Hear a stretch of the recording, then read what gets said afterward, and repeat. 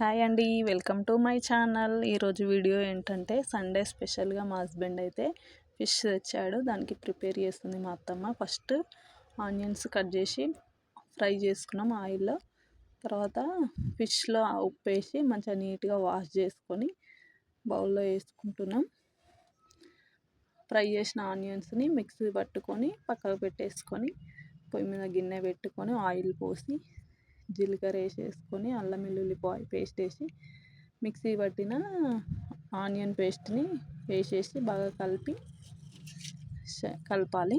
తర్వాత పసుపు వేసి అందులో కరివేపాకు కొత్తిమీర వేసి కలుపుకోవాలి బాగా ఫ్రై అయ్యేలాగా. తర్వాత తగినంత కారం వేసుకొని ఉప్పు వేసుకొని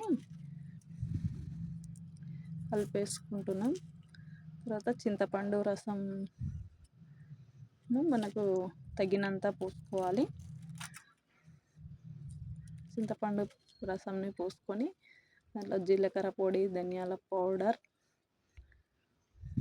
మెంతు పొడి 3 వేసి కలుపుకొని మూత పెట్టి పక్కన పెట్టి కొద్దిసేపు పొయ్యి మీద పెట్టాలి. మసిలిన తర్వాత చేప ముక్కల్ని అందులో వేసేసుకోవాలి.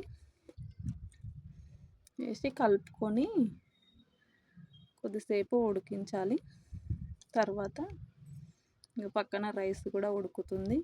తర్వాత మూత తీసి చూసి అందులో మళ్ళీ మసాలా వేసుకొని స్టవ్ ఆఫ్ చేసుకోవాలి.